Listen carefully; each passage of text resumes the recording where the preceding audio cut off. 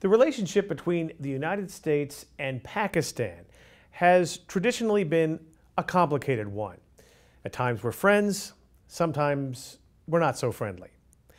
Reportedly, the United States has given billions of dollars to Pakistan over the years, in part to support the war we've been waging in Afghanistan for the past 16 years. But there are those who believe, including the Trump administration, that Pakistan has been supporting the people that we're fighting against, namely the Taliban in Afghanistan. In an exclusive interview, Pakistan Ambassador Aizaz Ahmad Chaudhry joined us to clear up some of these issues. There is a great deal of tension at this point in time between our two countries. Many American citizens, and certainly the Trump administration, believe that even though we're supporting Pakistan financially and have done so by giving billions of dollars over a period of years, that Pakistan is nonetheless harboring terrorists and supporting the Taliban in Afghanistan. As far as you're concerned, where do things stand right now between the United States and Pakistan? Thank you very much for having me here, and also for providing me the opportunity to clarify some of the stereotypes, including the one that you just alluded to, i.e. that US has provided billions of dollars to Pakistan and in return it has provided support to Taliban and Haqqanis. Both these assertions, if you allow me, are not correct. One, that it has always been a story of convergence of interests that brought us together, and we worked together. We achieved results together. The most recent of that was, of course, when we fought Al-Qaeda, which had caused 9/11. And Pakistan and United States worked effectively, shared intelligence, and Pakistan killed 1,100 operatives of Al-Qaeda and handed over to the US 600. Now, did we do that for money? I don't think so. I think at that time, after 9/11, there was a big question that was raised for Pakistan. Whose war is it? Is it our war or is it an imposed war? Because the background went back to 1979, when this whole concept of Afghan jihad had emerged, when the Soviet Union had invaded Afghanistan. When the Soviets left, these militants stayed back. And when 9/11 happened and Americans came and bombed Tora Bora heavily, these people crossed border and came into the mountains straddling Pakistan. And when Pakistan became a member of the international coalition led by the United States, we became a legitimate target for all these militants. So within that, the polity of Pakistan, there were people who were saying that this was not our war. Why are we fighting these people? They had not waged a war against us. So it was a cost to Pakistan. And up till now, we have paid about $120 billion of cost, our own money, to fight this war, which to begin with was not our war. It became our war, but it was not our war. We didn't welcome these militants to Pakistan, but they came. And when we joined you as your partner, they started bombing Pakistani cities and houses and whatever else. So we paid that huge, humongous price for this war, which was not to begin with our war. So if people now measure the relationship in dollars and cents, then let's sit down and do the math and work out who has given whom what. I don't think this kind of idiom is suitable for two nations who have remained largely friends with each other, who have worked together, achieved results. When it comes to your second part of the question, that Pakistan is supporting Taliban and the Haqqanis, My answer to you would be that Pakistan is not. We are not supporting Taliban and the Haqqanis because they do not represent in any way the worldview of the people of Pakistan. We also don't want them to come to power by force in Kabul. They are Afghans. They should be present in Afghanistan. They should join the political mainstream there. Yes, when 3 million refugees came into Pakistan, all these people came there. But now we are pushing, and any Haqqani who has come to Pakistan and is using Pakistan's soil, we don't want that. They have spoiled our relations with your country, or at least brought distress. We don't want that, because for us our relationship with your country is more important. But do I measure this all in dollars and cents? I don't. I think what is more important is that when friends, and we have been friends for 70 years, and I think that to us is a much more important description. And that's why when we had, recently some descriptions of this type coming from high leadership, the people of Pakistan were thoroughly disappointed. The belief is that the motivation for Pakistan to support terrorists or to support the Taliban in Afghanistan, for example, is that the Afghanistan government is friendly with India, which is Pakistan's arch rival, and Afghanistan has some designs on Pakistan. The two countries share a common border, and Afghanistan is, in theory, looking at encroaching on some of Pakistani territory. What are your thoughts about that particular theory? Is there any truth to that at all? Taliban and the Haqqanis are not Pakistan's bet, are not Pakistan's proxy, are not Pakistan's hedge against anything in Afghanistan. We have suffered the most from the instability in Afghanistan. Whenever there was instability in Afghanistan, it permeated through those open porous borders to hurt Pakistan. We have reached a conclusion that we need a peaceful Afghanistan, a sovereign, independent, peaceful, progressive, prosperous Afghanistan. That is our interest. These strategic games that you are talking about are the concoctions of the minds of some scientists, social scientists. But that have nothing to do with the reality. The reality is that when Soviets came into Afghanistan, 3 to 5 million refugees poured into Pakistan. And 38 years down the line, they still remain there. The reality is that Kalashnikov culture came into Pakistan, which we had not known ever. Reality is that the smugglers came in.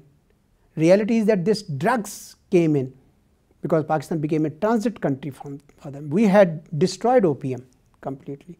So why would we want an unstable Afghanistan? So we are very, very clear in our minds. And our message to Taliban is getting sterner and starker. That you are Afghans, you go and join the political mainstream there. We don't want you to live here. You are causing stress in our relations with Afghanistan and our relations with the United States. And we will continue to give them that message.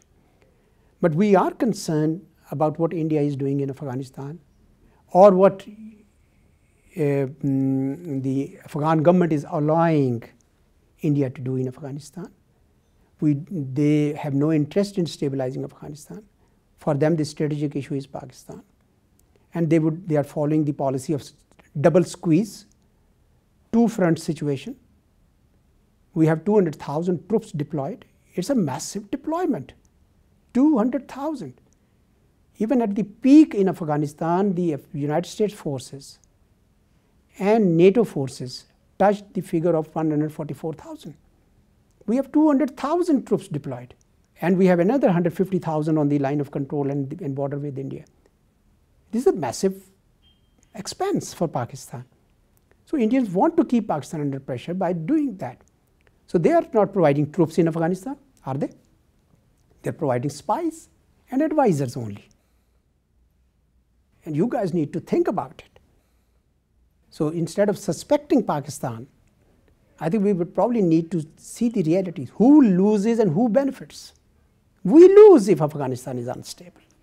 That's a reality we have come to respect. Therefore, we have started unilaterally focusing on securing the border between the two countries, which had remained porous and open. We don't want bad guys to come from Afghanistan and disturb our peace, or bad guys from Pakistan to go and disturb the peace in Afghanistan. And we think that one effective way would be to secure the border. We expect the US to cooperate with us on that. And more than that, we expect the Afghans to cooperate with us on that. We have started fencing the border, but out of 2,600 kilometers long border, only 800 kilometers is fenceable. We are fencing that, and the rest of the border we will build posts with mobile patrols. But on the Afghan side, we don't see that kind of effort being made. So we think that if there are bad people crossing border both ways, it is a joint problem for both countries. It doesn't mean that we are sealing the border. There will be actually more crossing points for bona fide travelers, traders, students, cultural troops, ordinary citizens. But bad guys, we need to stop their movement. So that is quite in line with what the US has also been saying. The second aspect that we have also been focusing on is the repatriation of refugees. 3 million, 38 years. Imagine the patience that Pakistani people have shown. You have 1 million refugees for whole of Europe, and there is such a big hue and cry, borders have been sealed and people have been stranded. 3 million, 38 years. But now we realize that some of these militants in Afghanistan are using these poor Afghan refugees as cannon fodder for their terrorist activity. And therefore, we believe that Afghan refugees should be in their own country to participate in the economic life of their country. A major security dimension has emerged. How much concern is there in Pakistan about the United States putting more conditions on financial support? For example, Donald Trump was quoted last year as saying, "We have been paying Pakistan billions and billions of dollars, and at the same time, they are housing the very terrorists that we are fighting. But that will have to change, and that will change immediately." End quote. Are you worried? Are people in the government in Pakistan worried about the United States taking away money? When the tweet was announced or released or issued on the New Year Eve by President Trump, it talked along the same lines, although the lines that you read to me were said while he announced the South Asia strategy on August 21, 2017. But a similar kind of language was used in the tweet. It has caused disappointment in Pakistan. Disappointment because we think that relationships should not be described in such manner. This is not a mercantile relationship. It's a relationship between two friends which go back in time. And it's not a bargain that US gives something and receives something. We are in it together. There was an objective for which US came to Afghanistan. What was that objective? Objective was to eliminate terrorism, Al-Qaeda, and ensure that Afghanistan does not become a safe haven again for a group of militants and terrorists who can stage events like 9/11 in US and US allies or rest of the world. That was the stated objective of the US. Not that you give money to Pakistan to do this, and then when you stop doing this, you stop giving money. That's why when the suspension of aid was announced, we said, we don't need your aid. We have said it at the highest level, that we don't need your aid. We need respect and we need trust. And that's the position that my government has maintained. Second, if you want to really do the math, as I indicated in response to your earlier question, there is a lot that would need to be brought on the table. Pakistan has been providing air and ground lines of communications since 2002 totally free. Pakistan has been sharing intelligence and cooperating because, and is continuing to do that, because we believe that those objectives for which US came to Afghanistan need to be achieved by common effort. So we did not suspend our cooperation with the US. We are continuing with that. But if US wants to suspend the aid, we have said, sure, please do that. Because there are already questions in Pakistan about what that aid is achieving. Thousands of NGOs and INGOs are delivering that money. We don't know where and how. The government of Pakistan doesn't know where that money is going. And it has many security dimensions. The US aid doesn't go to government of Pakistan. Very tiny fraction of that goes to Pakistan. Where did the money go? Well, I think it goes through those NGOs to the local level. We don't know. Many of them may be operating as front organizations for something else. So we are, that's why I'm saying that if you want to go into that conversation, so many other aspects will come up. Pakistan does not want to go in that direction. That's why we did not react to the tweet or the announcement. Instead, we had a National Security Committee meeting where civil and military leadership sits, and they reached the conclusion that while we will express our disappointment, we will not engage in a war of words or tit for tat, because we believe that there is work to be done by Pakistan and United States together. And therefore, we don't want to lose the sight of that important objective. We want to still work with US because there are things to be done in Afghanistan and in our region to eliminate terrorism. Pakistan had made successes. It is unfortunate that in Afghanistan we could not make successes, but in Pakistan we have. And those lessons can be replicated and learned to achieve success in Afghanistan. How can the Pakistani government and the US government work together to bring peace to Afghanistan? I think first and foremost, we must rebuild trust. Trust is the basis for every relationship if it wants to be productive. Second, we must increase, not decrease, engagement. Engagement at every level, at diplomatic to diplomatic level, at military to military level, at intelligence to intelligence level, so that we remove the misunderstandings and see where the problem is and work with that. 3, US must appreciate the successes that Pakistan has achieved and recognize the sacrifices we have made in the fight against terrorism. 4, Pakistan would not like the humiliation or threats. We think that friends don't deal with each other in that manner. We think that it should be a relationship which should be based on mutual respect.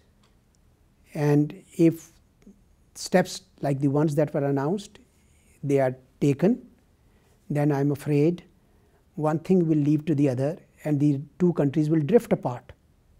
That will not be in the interest of Pakistan, but we think it will also not be in the interest of the United States. Many Americans believe, and some in the government believe, that the Pakistan government knew that Osama Bin Laden was hiding in Abbottabad and didn't do anything about it. And that is why there is a lack of trust by the American government of the Pakistan government. What about that? Did Pakistan know that Osama bin Laden was hiding in Abbottabad? The US government has issued documents certifying that Pakistan government, there is no evidence that Pakistan government knew about it. They had done it after all that research. Yes, there are people who would speculate, but speculation is always there, but the government has never come back to us. And in fact, they have documented that there is no evidence that anyone in the government of Pakistan knew about this. Second, Osama Bin Laden was an evil man. We are happy that he got killed, but we are unhappy the way he was killed. United States caused a national embarrassment to the government and people of Pakistan. This is not how friends deal with each other, and this is certainly not how allies deal with each other. If this intelligence had been shared with Pakistan, and if we had done that together, that would have saved us embarrassment and advanced our our trust level and achieved the same objective that was ultimately achieved. If the government of Pakistan, as you say, did not know that Osama bin Laden was hiding in Abbottabad, the question then becomes, how could the government not know? Was this an intelligence failure? There are examples of several people hiding and hiding for long times. I can think of one who remained on FBI's most wanted list and was discovered from California after 19 years. So this is what happens, because remember, we were in the eye of the storm. We were being targeted right, left, and center. We were fighting terrorism every day and every night. And these people had spread in the country. But we put it all together, we came together, and now they are all on the run. And therefore, Pakistan is winning and will continue to win. But we believe that our wins and our gains will be tentative if Afghanistan next door does not stabilize. All the recent attacks in the last 1 year, 131 of them, 128 of them were conceived, planned, and operated from the safe havens in Afghanistan. So we are more interested than US is in bringing peace to Afghanistan. Have we been told the truth about Osama bin Laden's death? And I ask this because there is a very controversial account, which I'm guessing you've heard, that claims, this comes from a reporter in the United States, Seymour Hersh, who claims that Pakistani intelligence, the ISI, were holding bin Laden prisoner for 6 years in Abbottabad and then just handed him over to the Americans in a staged raid. What do you make of this? These are all speculation, and all your series of questions are actually going to further increase the speculation. The fact of the matter that I have told you, that the US government has already recognized that the government of Pakistan, there's no evidence the government of Pakistan knew. And second, we think that it was not executed in the right manner. You embarrassed Pakistan. And that's what not friends and allies should do to each other. But all these speculation, of course, people have to sell their stories, let them say whatever they want to say. What do you think are the things that unite the United States and Pakistan? What binds Pakistan and the United States is the fact that after 1947, when Pakistan came into being, Pakistan was looking around for security and friendship, and the United States came in as a benevolent force, which worked with Pakistanis, put us on a path of progress and development. For 2 decades we worked together. We achieved a lot, both in the economic domain but also in the security domain. And that is what bound us together. But unfortunately, when US parted ways, it just parted ways abruptly. I'm referring mainly to 1980s, when we worked together on defeating the Soviet Union, and when Soviet Union went back, the United States just pulled out abruptly, imposed sanctions on Pakistan, and in my view wasted all that investment it had done by building up the image of a friend amongst the people of Pakistan.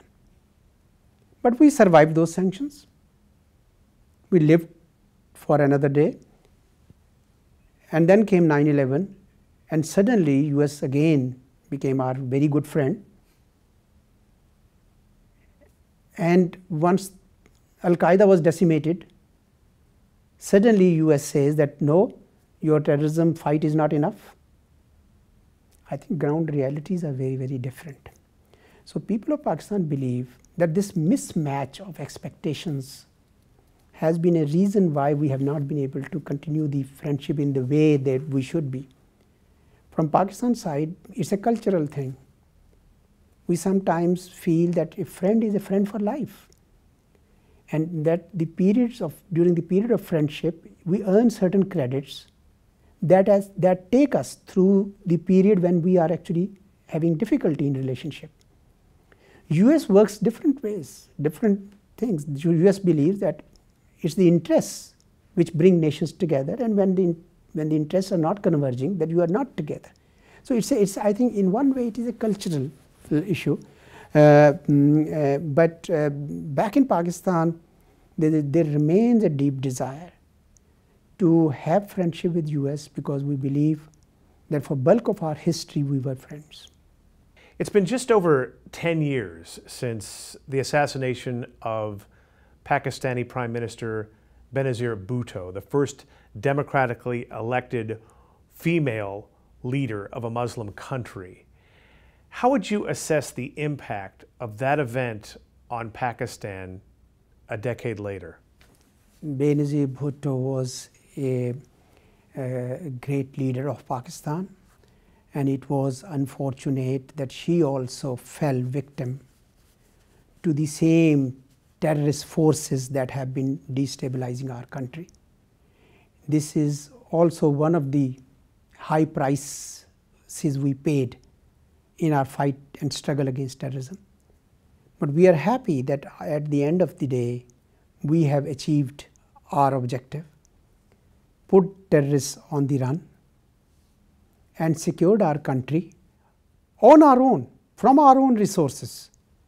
And we are very pleased with that, and we would continue to that, and I think that would be the best tribute to the sacrifices that our leaders like Benazir have paid. How can the relationship between our two countries, the United States and Pakistan, be strengthened? Well, I think we have seen our ups and downs. In the 50s and 60s we were close, 70s we were not, 80s we were close, 90s we were not, 2000s we were close, 2010s we were not.